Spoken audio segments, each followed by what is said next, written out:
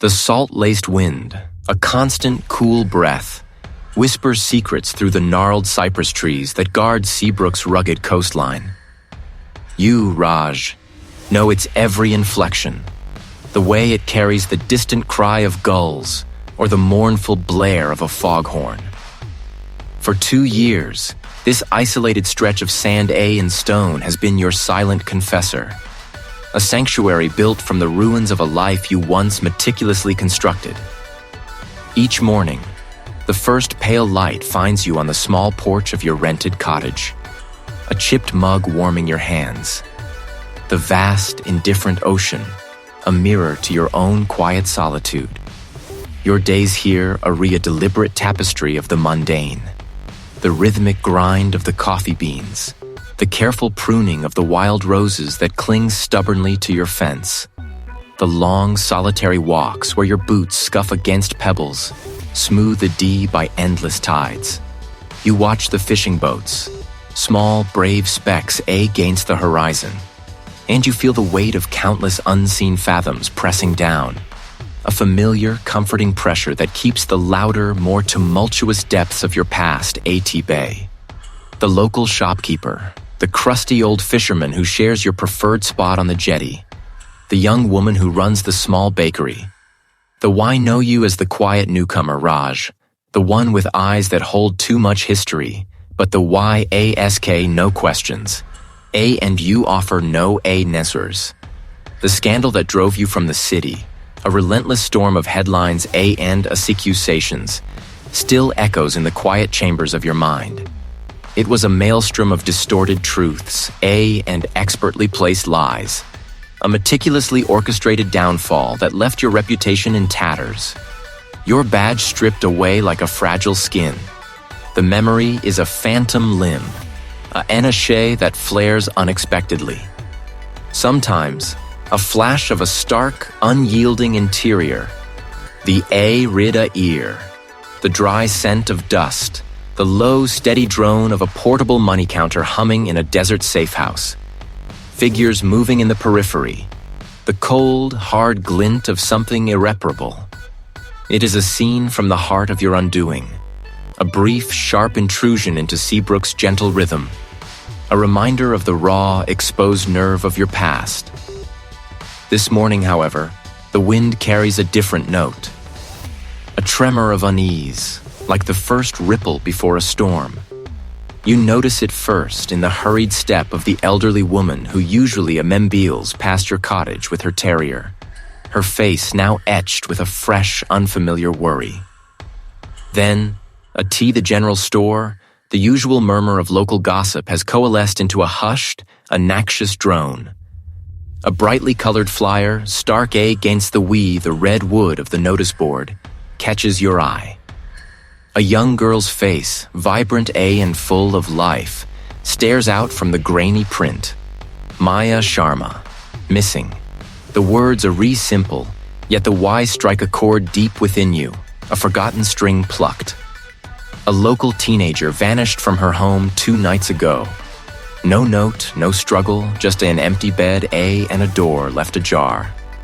The first reports from the local constable speak of a runaway, a common enough occurrence in a NY town, especially one that can feel stifling to the young. But the faces of the villagers tell a different story.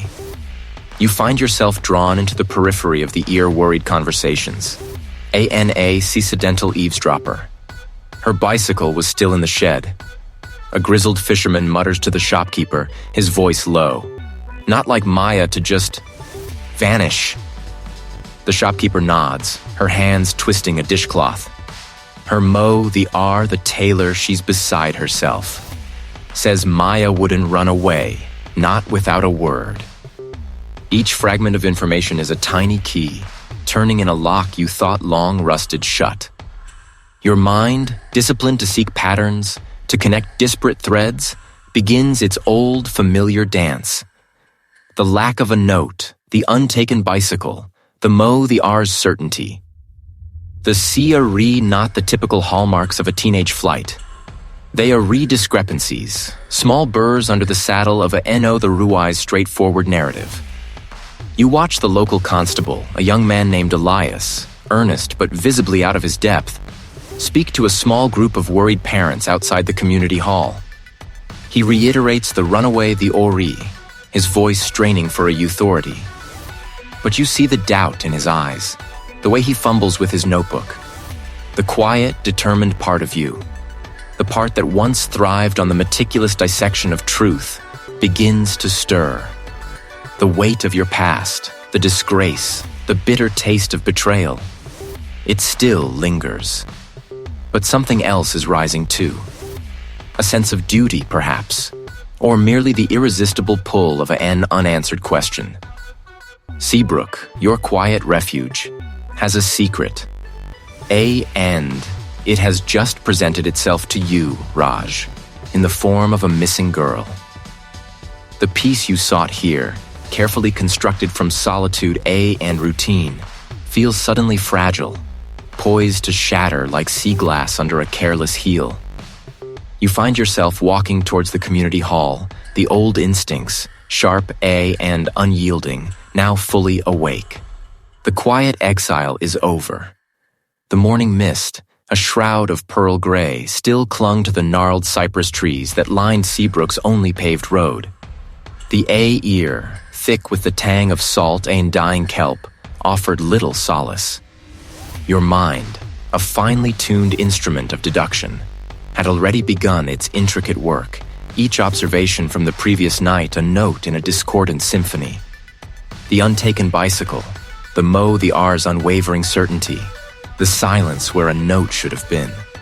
The sea were not the loose threads of a runaway's departure, but the taut lines of something far more sinister. Your first destination was the local constabulary, a squat brick building that smelled faintly of stale coffee and forgotten ambitions.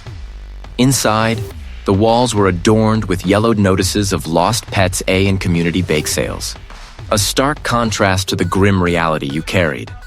The detective on duty, a man whose uniform seemed 2 sizes too large for his slouching frame, regarded you with an air of practiced indifference.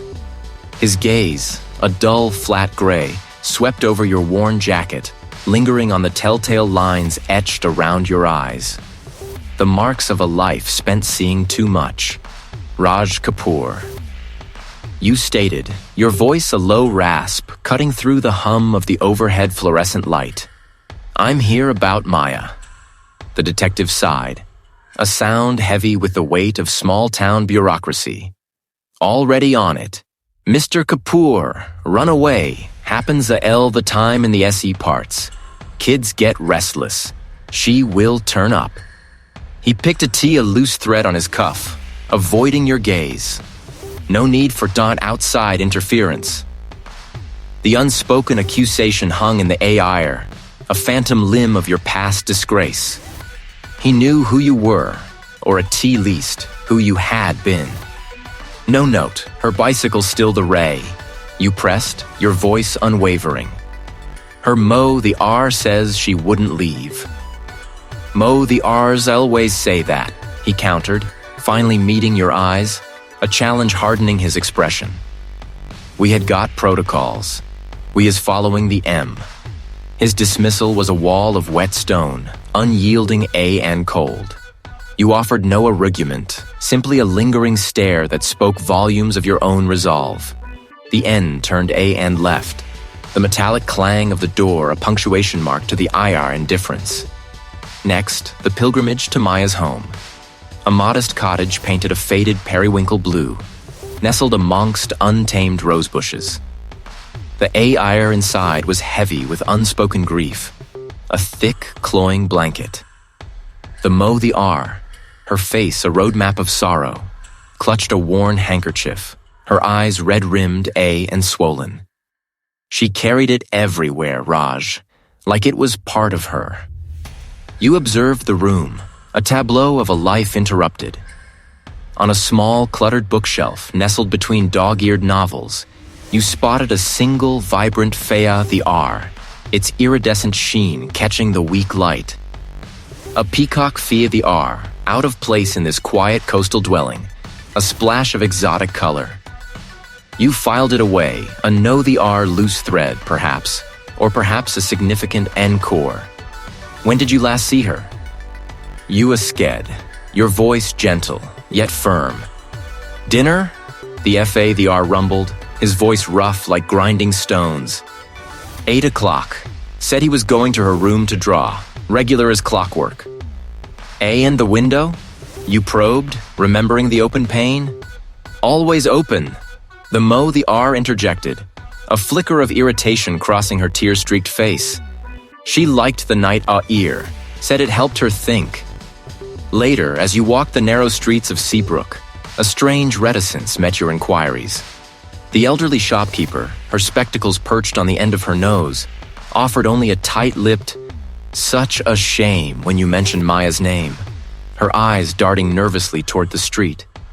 The fisherman, mending his nets by the docks, merely grunted, his gaze fixed on the churning gray water, refusing to meet yours.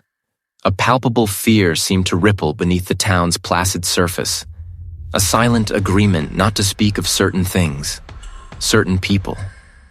It was a fear woven into the very fabric of Seabrook, a tapestry of unspoken warnings, and averted gazes. You retraced your steps to Maya's cottage, a thought nagging at the edges of your perception. The open window, the Mo the R's certainty, the sketchbook, the peacock Fea the R. The sea were details, but one detail, small and seemingly insignificant, began to prickle at your thoughts. You recalled the bedroom, the small, unassuming nightstand beside the bed. On it, a half-empty glass of water. End beside it, a small polished stone, smooth and gray, like a river pebble. A child's trinket, perhaps. But in the context of a sudden, unannounced departure, it felt wrong.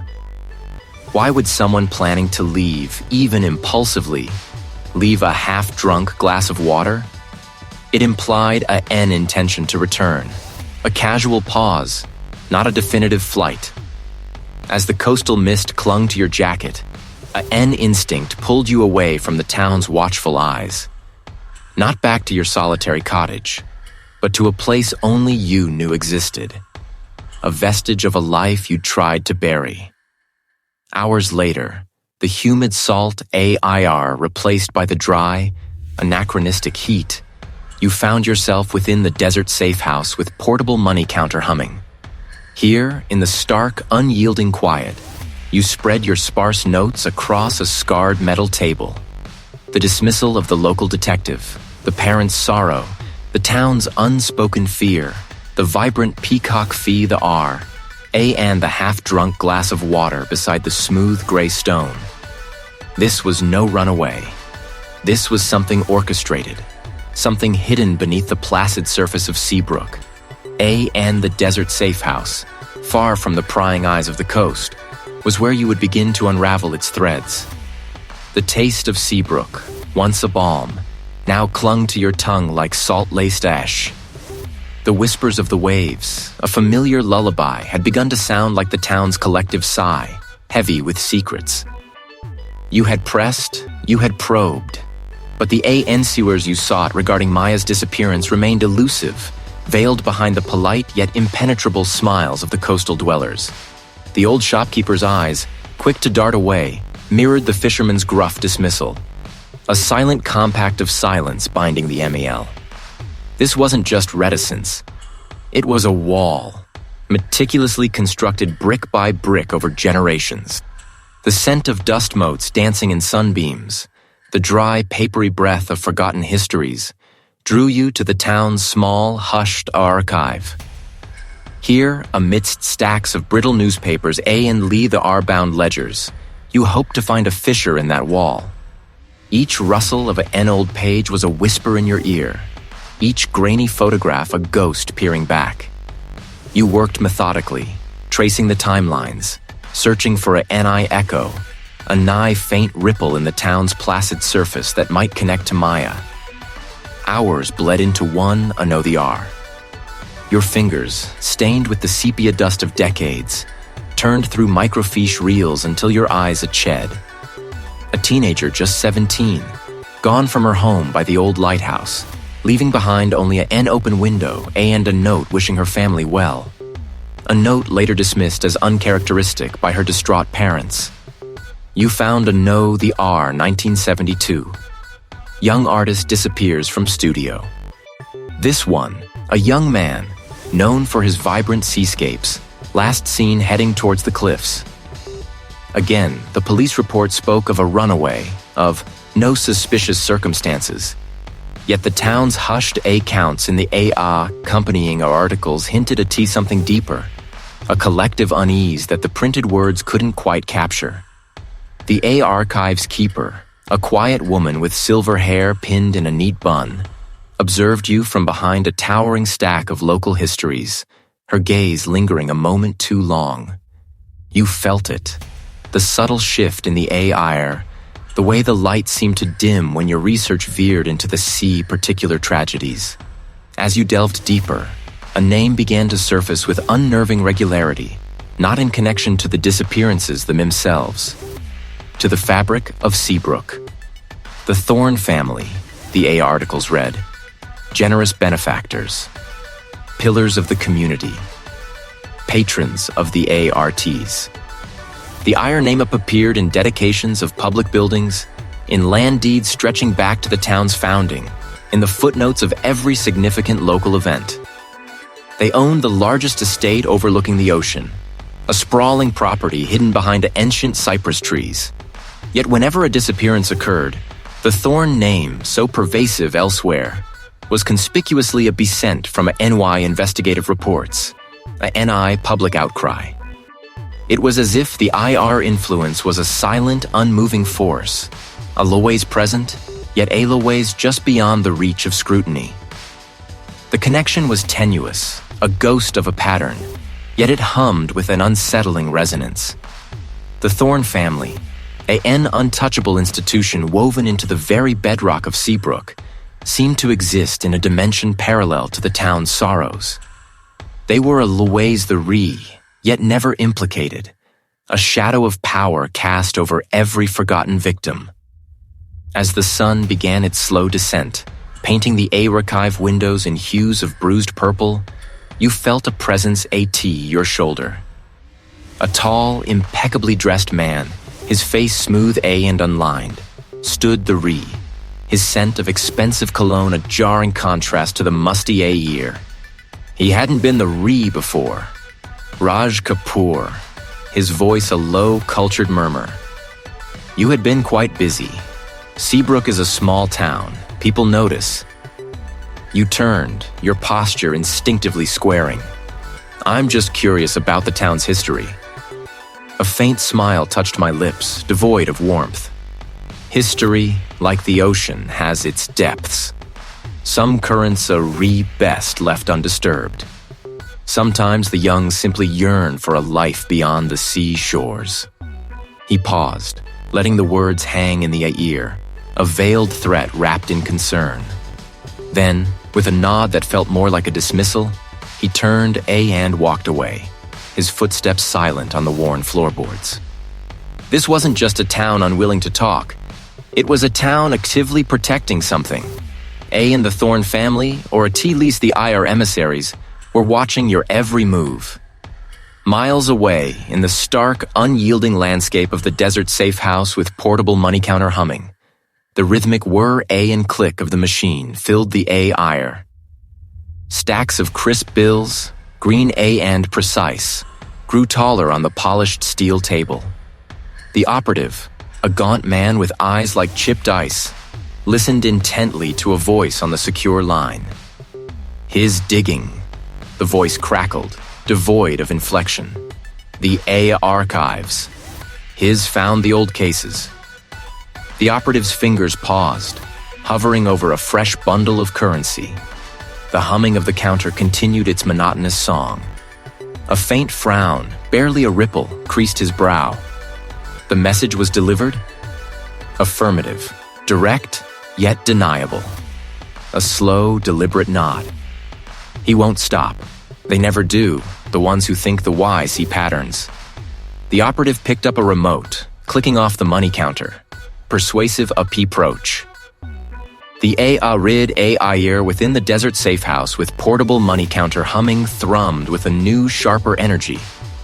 The operative, a silhouette against the stark, unadorned wall, watched the silent screens flicker. The money counter, now inert, rested like a sleeping serpent. His digging. The operative's voice cut through the quiet, a rasp of dry leaves. Deeper than anticipated. Patterns he sees. A know the R voice, deeper, smooth the R emerged from the shadows near a bank of monitors.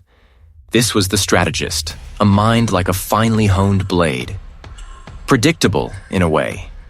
The past is a T the R, a gesture barely perceptible to a subordinate. Remind him of its weight, a gentle nudge first, a memory, perhaps, of what it feels like to lose control. You, Raj, feel the gnawing edge of that past as you pore over the faded microfiches in the dusty municipal archives. The air, thick with the scent of decaying paper and forgotten lives, presses down. Your fingers, calloused from years of gripping a service weapon and now from the simple ACT of turning pages, trace the brittle edges of old newspaper clippings. The current disappearance, the missing teenager, feels like a tremor beneath the surface, unsettling the quiet you'd built around yourself.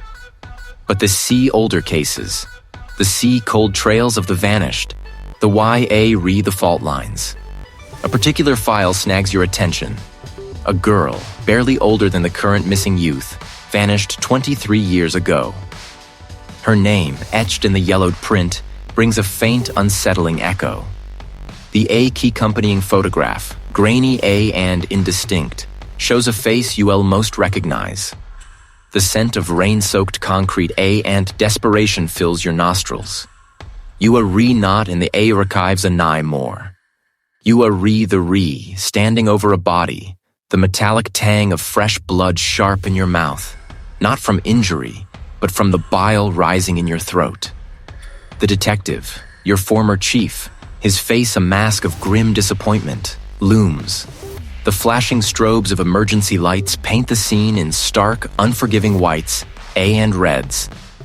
The murmur of a crowd, a rising tide of judgment, washes over you. No, not like this. Not again. The image of a small silver locket, glinting dully in the gutter, burns into your vision. A clue you'd missed, dismissed, in the frantic chaos of that night. A simple oversight, a fatal flaw, that tore open the fabric of your life, leaving you exposed and disgraced.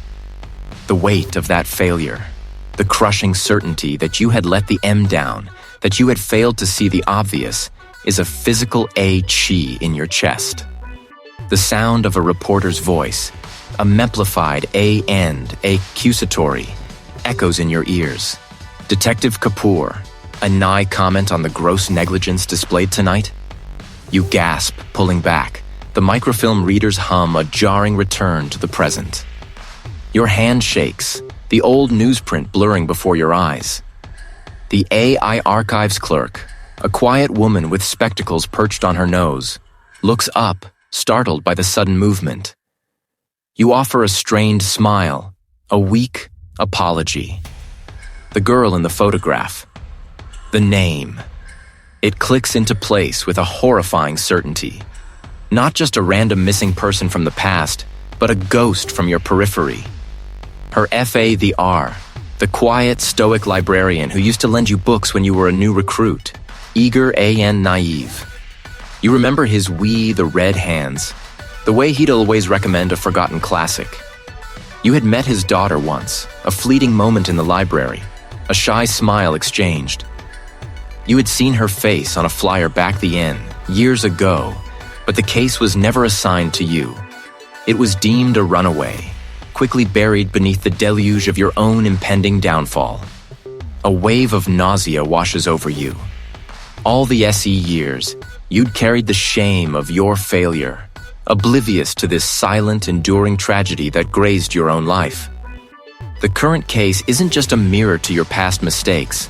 It's a direct, visceral connection to a wound you didn't even know you shared. Later, as the coastal town settles into the twilight's hush, You drive your old sedan along the winding roads. The ocean's roar is a constant companion, a reminder of the vast, indifferent world. You need to retrace steps, to look for the locket in the sea-forgotten cases, to find the thread you missed. You pull into your driveway, the gravel crunching beneath your tires. As you reach for the door handle, a glint catches your eye. It's a single, perfectly preserved Raven's Fee the R, stark A against the pale glass. A end beneath it, a note, folded with unnerving precision. Your fingers tremble as you unfold the paper. The re, no words. Only a crude drawing of a closed eye, ain beneath it, a single etched tear. They know you a re-looking. They know you a re-seeing. A and the Y a re-watching.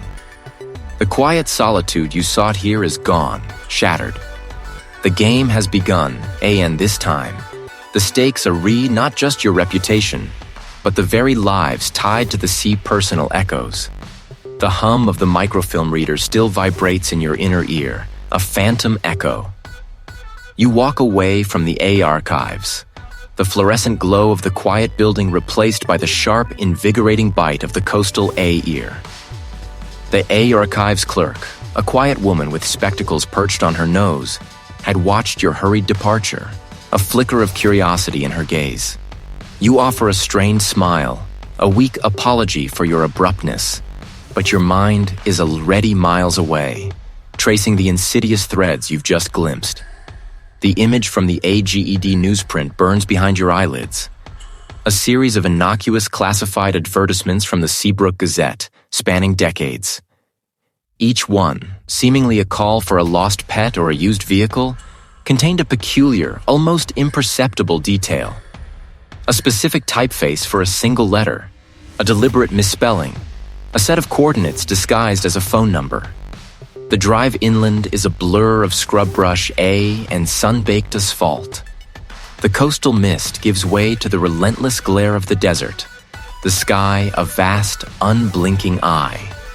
You navigate the winding, unmarked roads with instinct, your hands tight on the steering wheel, a knot of adrenaline twisting in your gut. The world outside shrinks, focusing into the single, urgent need to understand. Your sanctuary A piers, a low-slung structure blending into the ochre landscape. The desert safe house with portable money counter humming greets you with its familiar low thrum, a steady pulse in the quiet. The AIR inside is cool, recycled, a stark contrast to the oven outside. You drop your bag onto the scarred wooden table. The photographs of the microfilm snippets spread before you like a morbid jigsaw. The money counter, a sleek gray machine, sits silently on a nearby shelf, its purpose a stark reminder of the O-the-R life you tried to build here, away from the shadows. Now, its quiet hum seems to mock your attempts at normalcy, a mechanical heartbeat accompanying your descent back into the A-bice. You lean over the table, your gaze sweeping across the images. The patterns, once subtle, now scream. The peculiar S in a classified AD from 1987, calling for skilled hands for coastal development, matches the S in a similar AD from 2003. Now deleted, a coded message about a new opportunity in Seabrook, dated just days before Maya vanished. Your fingers trace the phantom lines of the words, the hidden coordinates. They'll point to a handful of properties, a L owned by the same shadowy entity, a consortium known only as the Seabrook Development Trust. A name you'd heard whispered in passing, associated with old money and untouchable influence, but always dismissed as local legend. This is about a systematic decades-long pattern. The SEA Raint Runaways. The CA meticulously orchestrated vanishings. A sudden sharp glint catches your eye from beneath a stack of old blueprints you'd used to prop open a window earlier. A small Lee the R-bound ledger, its cover worn smooth, not yours. You'd dismissed it as a N old A counting book, never bow the ring to open it. Until now. Your fingers tremble as you prise it open. The pages are refilled with meticulous spidery script, Dates, names, cryptic notes. Coastal acquisition. Parcel 7. Subject 1. Relocation complete, safe harbor. New asset, discrete transfer. AND the N, a name. Maya, followed by a date, just after her disappearance. AND next to it, the same peculiar S you'd seen in the classifieds, subtly etched into the margin. The ledger is a master key, unlocking the horrifying truth.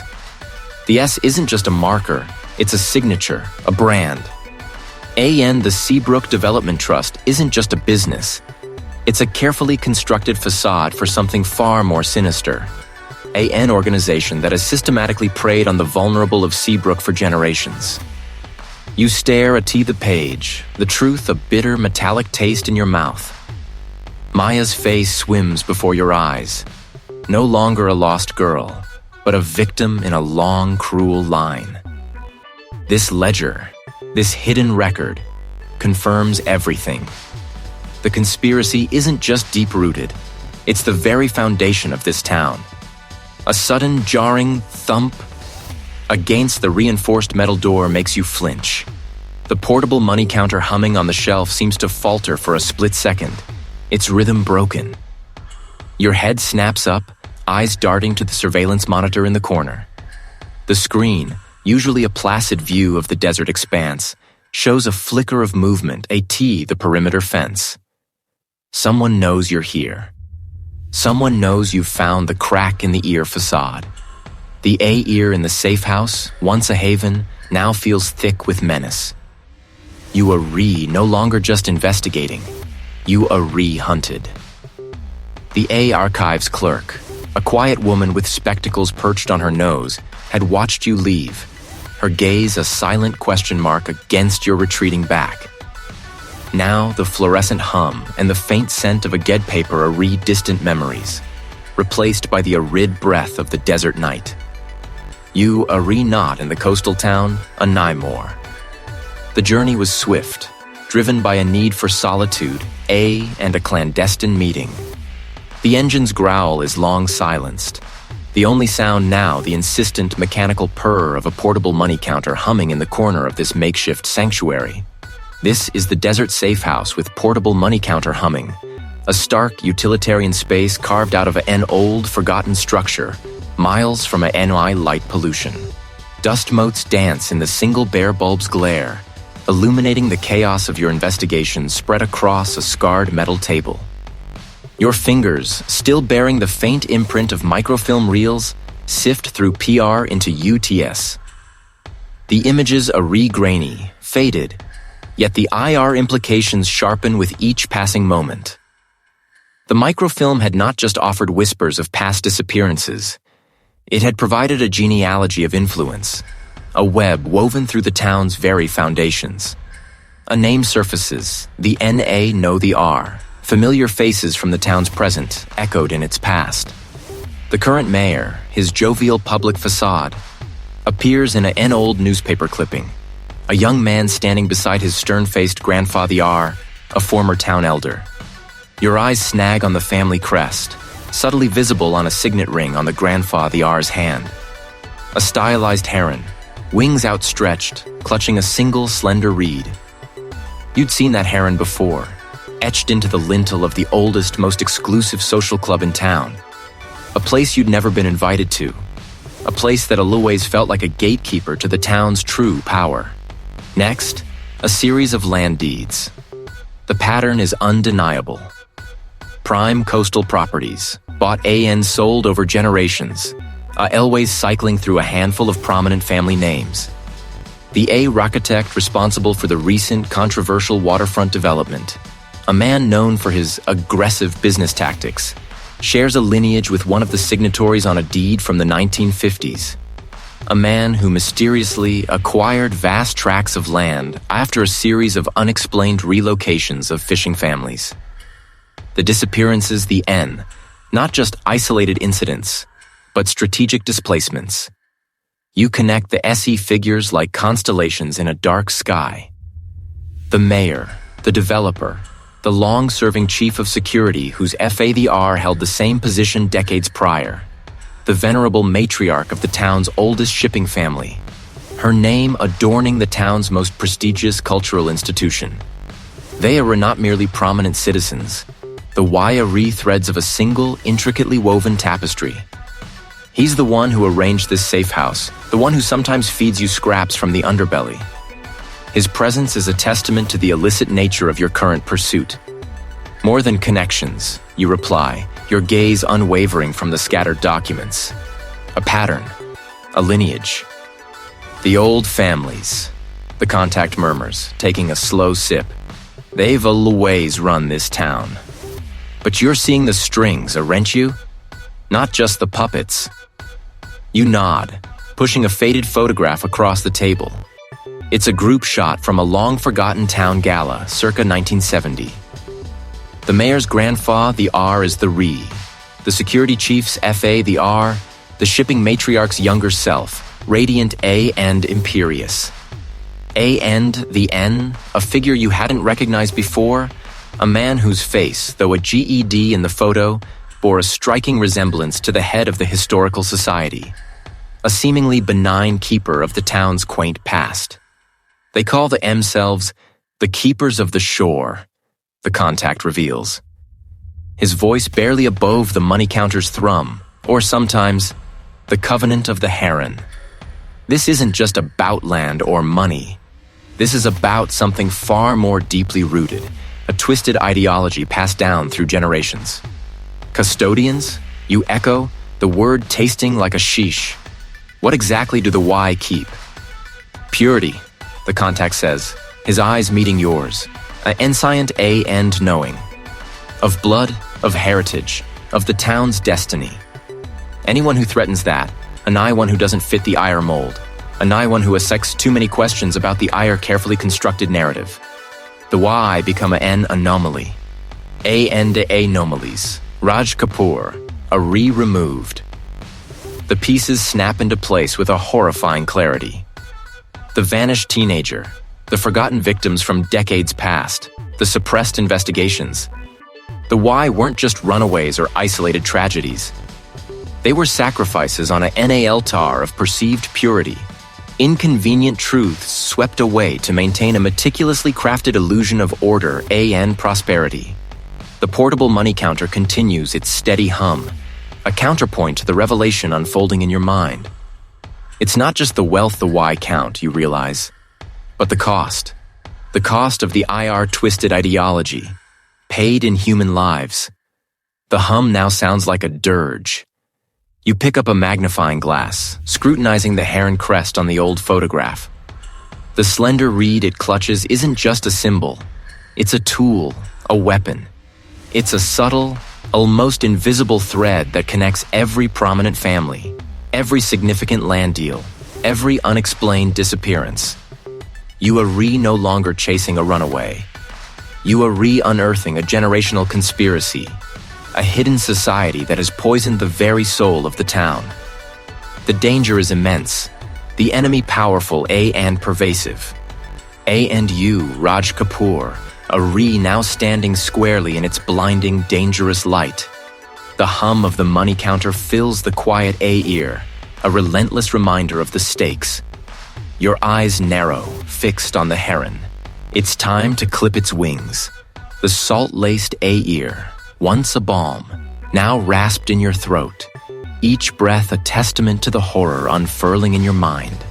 The whispers of the past, the forgotten tides of sorrow, converged into a single monstrous wave. The vanished teenager, the phantom children of decades past, the carefully erased histories. The Y were not accidents, not isolated tragedies. They were offerings, sacrifices laid upon an unseen altar. The ire youthful lives extinguished to uphold a chilling illusion of purity. The senior investigator, a figure you'd always held in quiet esteem, his reputation a bulwark against the petty corruptions of the world, became your singular focus, your last hope for official legitimacy. You found him in the hushed confines of his office, the scent of stale coffee and worn Lee the R clinging to the ear like memory. You spoke with a fervent clarity, each word a stone placed in a logical wall, building an undeniable edifice of truth. You watched his face, a canvas of shifting expressions, a flicker of recognition, a shadow of concern, the end something colder, more calculating. Raj, the senior investigator, began, his voice a low thrum that sent an unexpected shiver down your spine. Your dedication. It's admirable. But the SE a old ghosts, boy. He didn't SK for clarification, didn't probe the depths of your evidence. Instead, he steered the conversation, subtly AT first, towards your past, the scandal that had ripped your career apart, leaving you marooned on this very coast. Each of your deductions, each link you presented, was met not with inquiry, but with a dismissive wave, framed as the overzealous imaginings of a man desperate for redemption. The words, when the why came, were a slow poison. You've been under a lot of stress, Raj. This town, it gets into your head. Perhaps you're seeing patterns where the none. You weren't just being dismissed. You were being discredited, your sanity questioned, your very integrity undermined. The ground beneath your feet felt less like solid earth, and more like quicksand. For your own good. We wouldn't want to complicate matters further. The complication was you. The senior investigator wasn't just turning a blind eye. He was assertively, deliberately complicit. He was part of the wall, not a breach in it. He was guarding the altar. The trust you had placed in him shattered, leaving shards of bitter understanding. You were not just isolated. You were betrayed. The was no time for argument, no space for pleas. The look in his eyes, hard and unyielding, promised official accussion, a swift and crushing response if you dared to persist.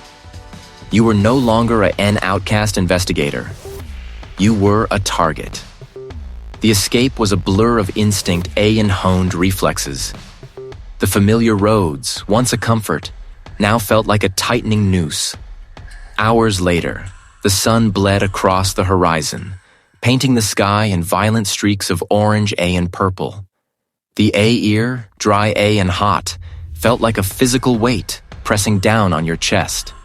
This place, a relic of your pre-scandal paranoia, was now your prison, your fortress.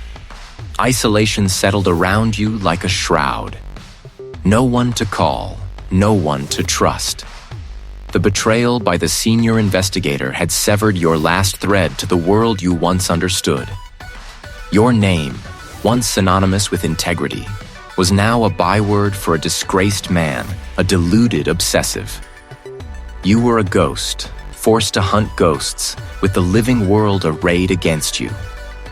The faces of the vanished, the innocent eyes of the teenager flashed behind your own, a silent accusation, a desperate plea. Yet, amidst the crushing weight of your solitude, a spark flickered. A memory of a brief, almost imperceptible nod from a young records clerk. When you'd sked for archived files, a fleeting expression of something that wasn't dismissal, but, perhaps, sympathy. Or a hushed comment from a harbor master. About strange boats moving under cover of night. A detail he hadn't shared with the local authorities. You were alone, Raj, utterly alone, with a target painted on your back. But the determination, the stubborn fire that had always defined you, burned brighter than ever. They wanted you to disappear? They wanted you to break? This desert safe house, with its humming counter and its stark, unforgiving landscape, would be your crucible. You would not vanish. You would not break. The game was far from over. It had merely begun its deadliest phase. The hum of the portable money counter was a low, mechanical growl, a steady pulse in the quiet of the desert safe house with portable money counter humming. You sat hunched over a scattered collection of documents, the faint scent of old paper and dust clinging to the ear. Outside, the vast, indifferent desert stretched, a world away from the coastal town A and its festering secrets.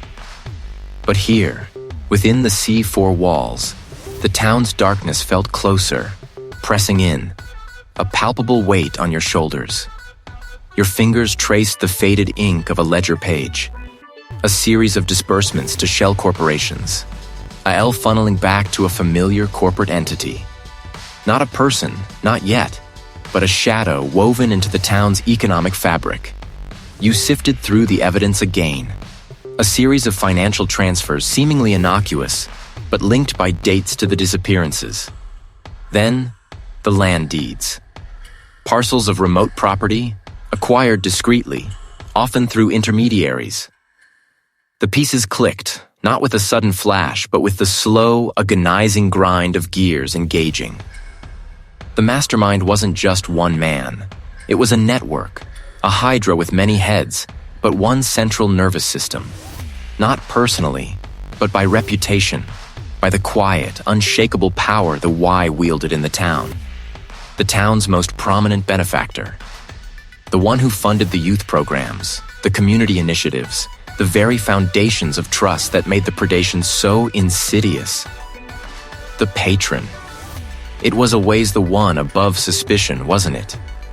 The one whose hands were outwardly clean, whose public face was one of benevolent concern.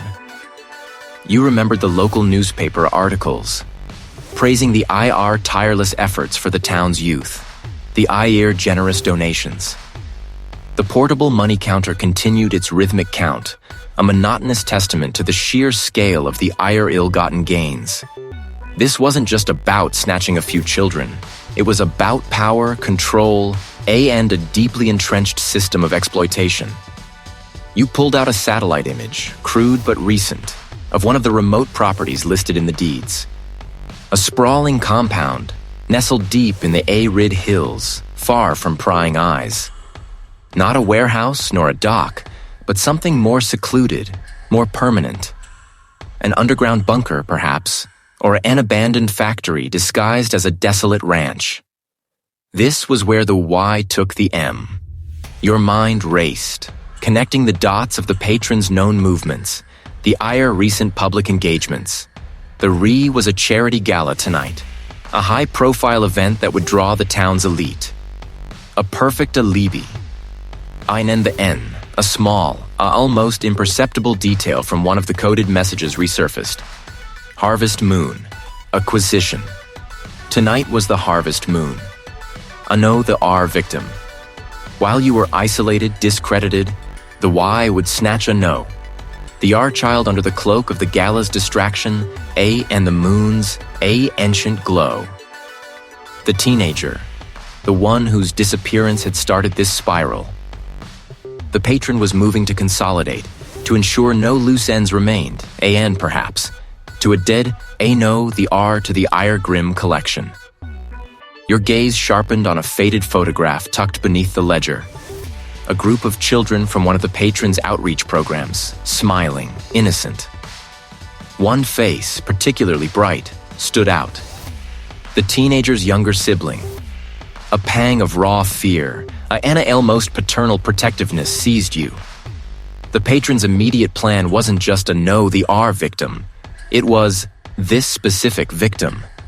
A cruel, calculated move to eliminate a NY remaining emotional ties that might lead back to the missing teenager. A final, devastating blow designed to sever the last threads of hope. You had to move. The desert safe house, once a sanctuary for your thoughts, now felt like a cage. The humming of the money counter was no longer just background noise. It was a ticking clock, counting down the seconds until a know the R life was consumed. But how?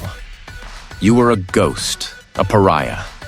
The senior investigator had seen to that, carefully constructing a narrative of your instability. Any direct attempt to warn the town, to expose the patron, would be dismissed as the ravings of a disgraced man, further R cementing the Ire narrative. You needed irrefutable proof, something that couldn't be spun or ignored. And you needed to get to the younger sibling before the Y did. You scanned the documents again, searching for an overlooked detail, a vulnerability. The financial records were solid, but circumstantial without a direct link to the abductions. The coded messages were damning, but difficult to present as evidence without revealing your own illicit methods of acquisition. What you needed was a witness, or a direct, undeniable piece of physical evidence from the compound itself. Your eyes fell upon a crumpled note found in the missing teenager's room, tucked into a worn book. A simple, almost childish drawing of a peculiar constellation, one that didn't quite match a known star chart. But beneath it, a sequence of numbers. At the time, you had dismissed it as a child's fancy. Now, combined with the patron's astronomical interests, a minor hobby, often mentioned in public profiles, it sparked a terrifying realization. The numbers weren't random. The Y were coordinates. Coordinates to a specific location within the sprawling desert, perhaps even within the compound. A hidden entrance? A secret chamber? A desperate breadcrumb left by the vanished teenager. This was it. Your path was clear, albeit fraught with peril. You had to go to the compound, find what the teenager left behind, and retrieve the irrefutable proof. But you couldn't go in blind. You needed a distraction, something to pull the patron's attention away from the IR immediate target, away from the younger sibling. The gala. The very event designed to be the patron's alibi could be turned into the IR undoing. You couldn't expose the RE, not yet, but you could create enough chaos to buy yourself time. A calculated disruption, a small fire in a large crowd. Your reflection in the dusty window showed a man etched with exhaustion, but a fierce, unyielding resolve burned in your eyes. They wanted to paint you as mad. But you were Raj Kapoor, and you would not break. You would not let the our child vanish into the desert night. The net was closing in, but you were no longer the prey. You were the one cutting the wires, preparing to spring the trap. The night was young, and the desert held its breath.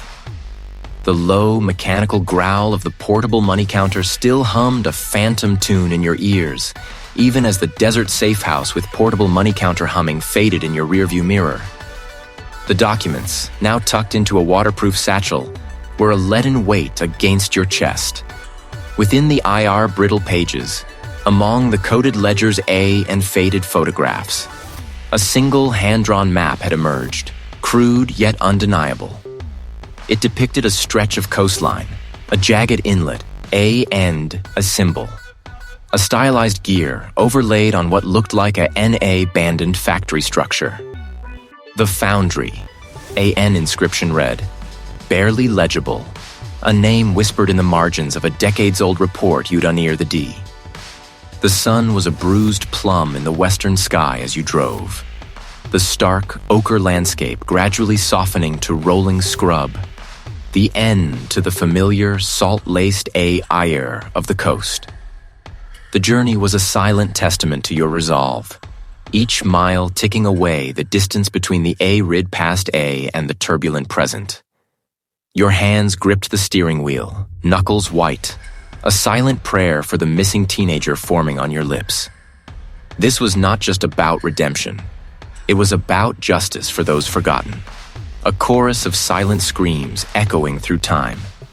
The ocean, when it finally appeared, was a bruised expanse of steel gray, crashing against a shoreline pockmarked with skeletal piers and the rusted husks of industrial decay.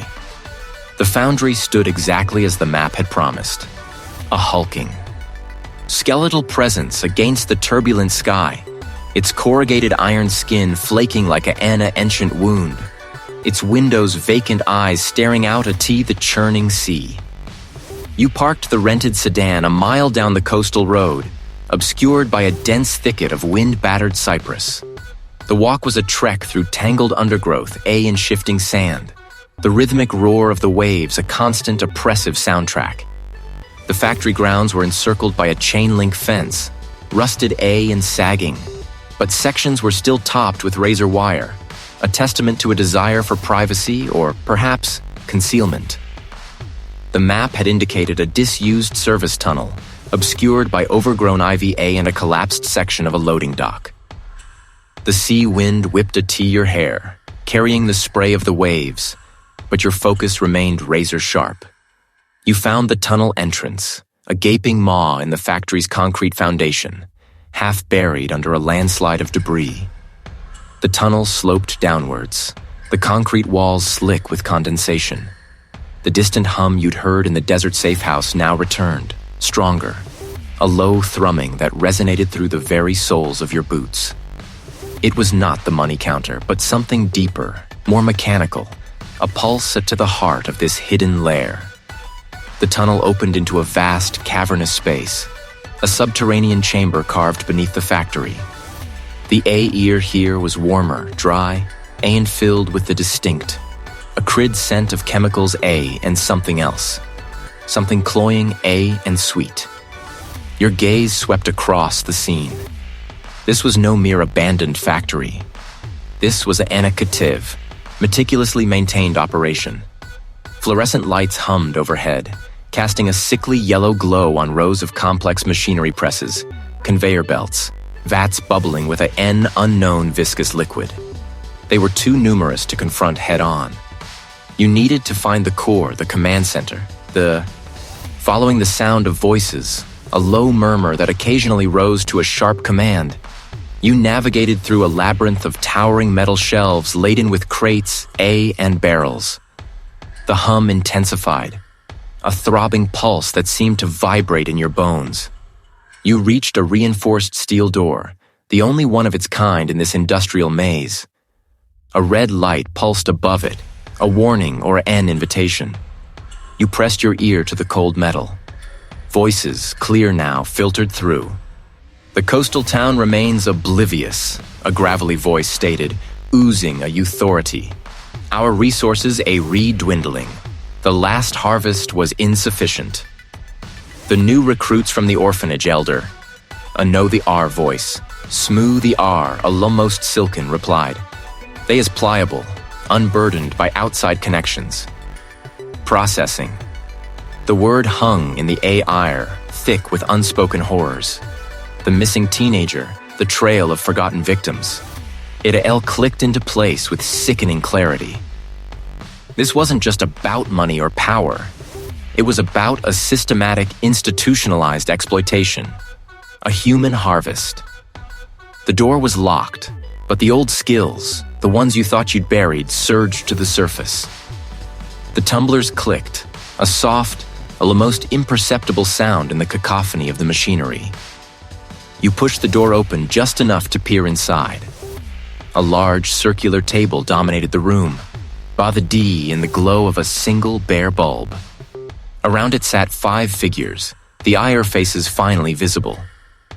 The elder, a man with eyes like chips of flint, sat atop the head. A nitty the enforcer, a brute of a man whose thick neck seemed to disappear into his shoulders. We need to accelerate the next phase, the elder continued, oblivious to your presence. The unrest from the disappearance of Raj Kapoor's latest obsession is growing. We must tighten our grip. Your name, spoken in this den of iniquity, was a fuse ignited. You pushed the door open fully, stepping into the harsh light, your presence a sudden jarring disruption. 5 heads snapped towards you, the IR expressions shifting from calm deliberation to stunned disbelief, the N to a dawning murderous rage. The AIR crackled with a sudden suffocating tension. Raj Kapoor, the elder hissed, his flinty eyes narrowing. A cockroach clinging to life. You met his gaze, unflinching. You talk of harvests and processing. You stated, your voice steady despite the tremor in your hands. You talk of tightening your grip. You talk of victims. Tell me, elder, what exactly are you harvesting here? Your gaze swept over the table, landing on a small, tarnished silver locket clutched in the enforcer's meaty fist, the very locket the missing teenager had worn in the last photograph.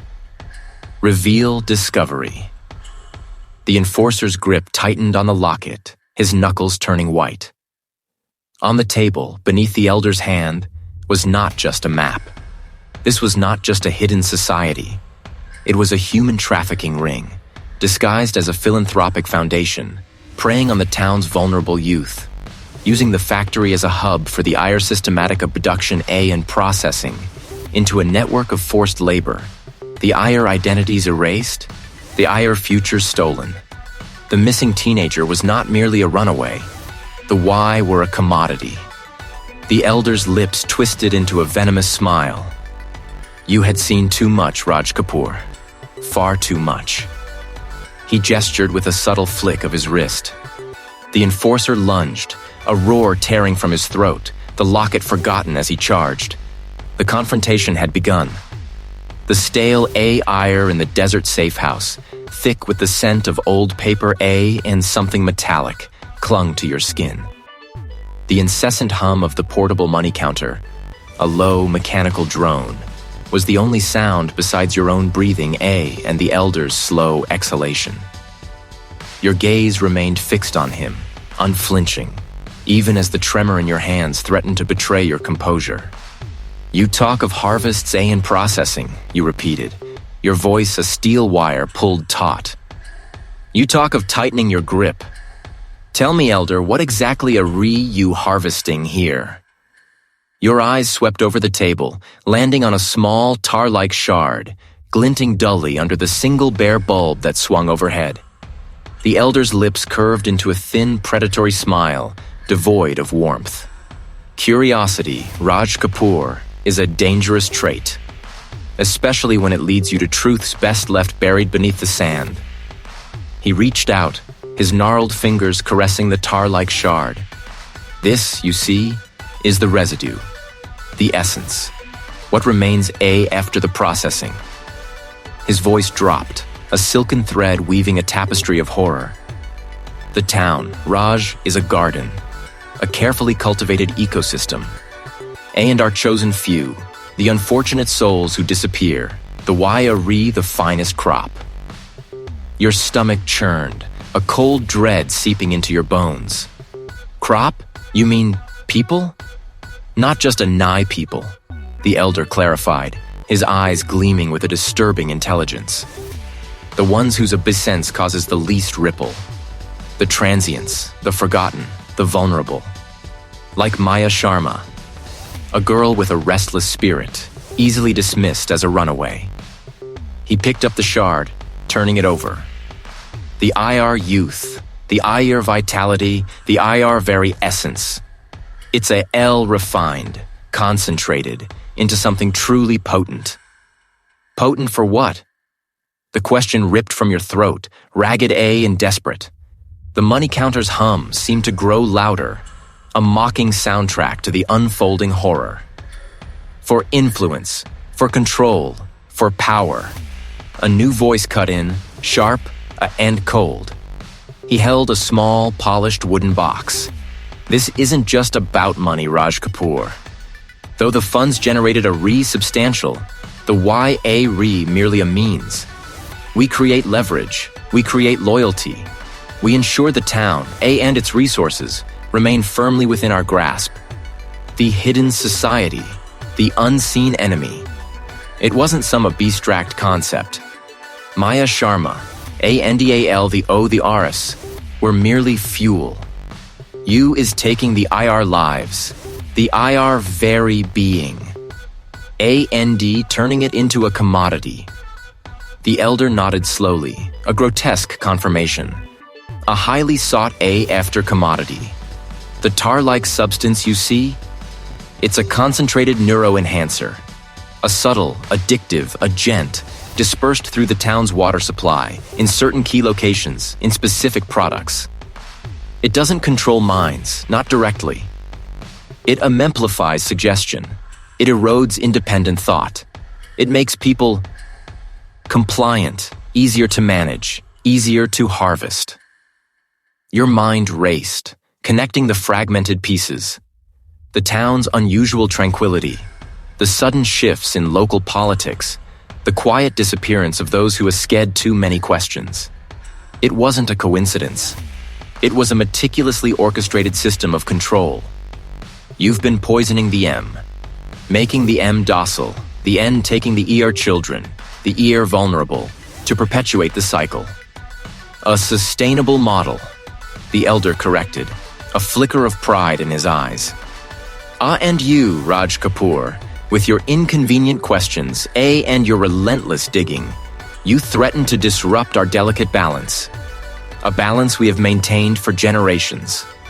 The operative stepped closer, his hand moving to a holstered weapon at his hip.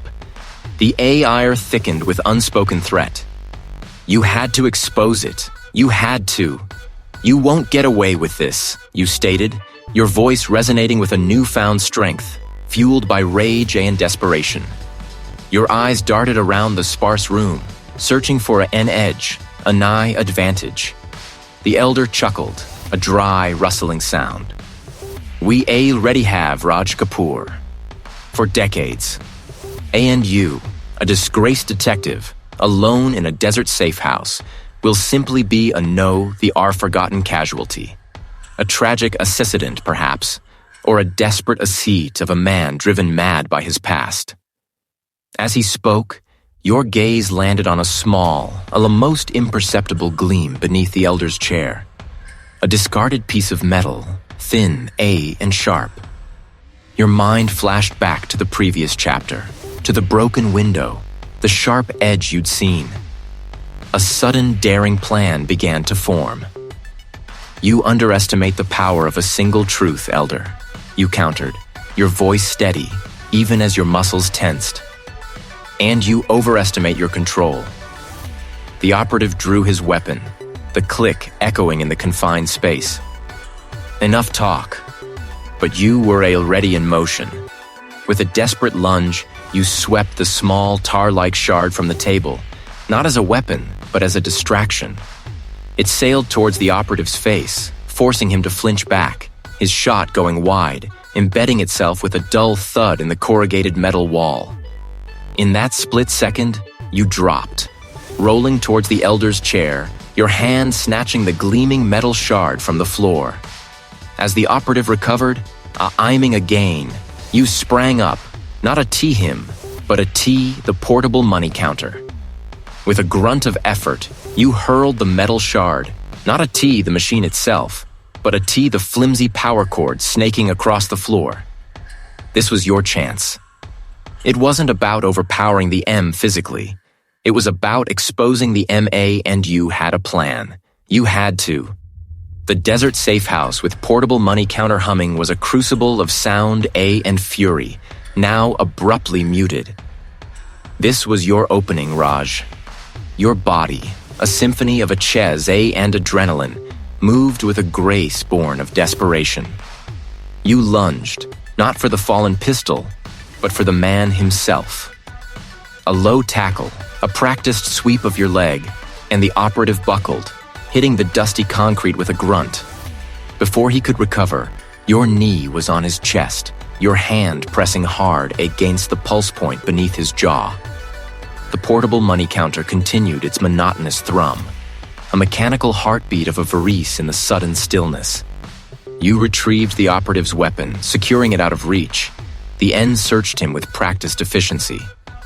A small, encrypted data chip, a burner phone, a slim Leah, the R-bound notebook emerged from his pockets. The notebook's pages were filled with coded entries, names, and dates, a meticulously kept ledger of depravity. You saw the missing teenager's name, a stark, chilling entry, confirming the worst of your fears, confirming the years of suspicion that had festered in Seabrook's quiet corners. This was the architect of the IR misery, the silent weaver of the town's darkest tapestry. The lead detective A and his team burst in, weapons raised. The IR faces a mixture of relief, and grim determination.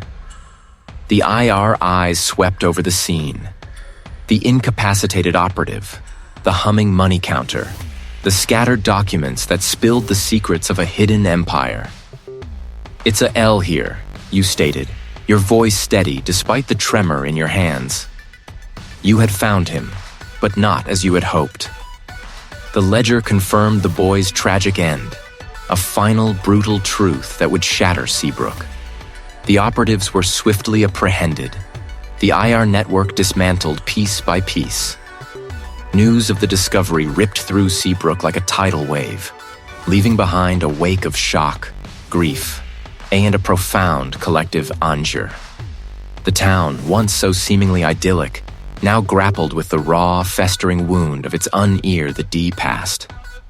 Vigils were held for the forgotten victims, the ire names finally spoken aloud, etched into the town's memory. The missing teenager, his story a catalyst for this reckoning, was mourned by a community forever changed. In the days that followed, the weight of public scrutiny shifted. You watched from a distance as the town began its slow or arduous process of healing. The faces of the townspeople, once guarded and suspicious, now held a flicker of understanding, a silent acknowledgement of your role in tearing down the veil that had shrouded the IR lives. The waves crashed against the shore, a steady, rhythmic cadence. The salty air filled your lungs, cleansing, revitalizing. The lead detective approached, his footsteps soft on the sand. "They is calling you a hero, Raj Kapoor," his voice low, free of irony. He offered a small, knowing smile. "Funny how things turn out, isn't it?" You looked out at the vast expanse of the ocean, feeling the cool spray on your face. Hero was a heavy word, one you didn't quite claim. The ghost of your past failure, the one that had exiled you to this quiet coast, was finally laid to rest. Not through a grand, public absolution, but through the hard-won clarity of your own acquisitions, the undeniable proof of justice delivered. Seabrook would never be the same, its innocence irrevocably lost, replaced by a resilience forged in truth. And you, Raj, were no longer just an exile. You were a man who had faced his demons, broken a conspiracy, and in doing so, had found a measure of peace. The long, winding road to redemption had led you home, not to the city you'd left, but to the quiet, bruised heart of Seabrook, where the ocean continued its eternal song, a lullaby for a town beginning to mend.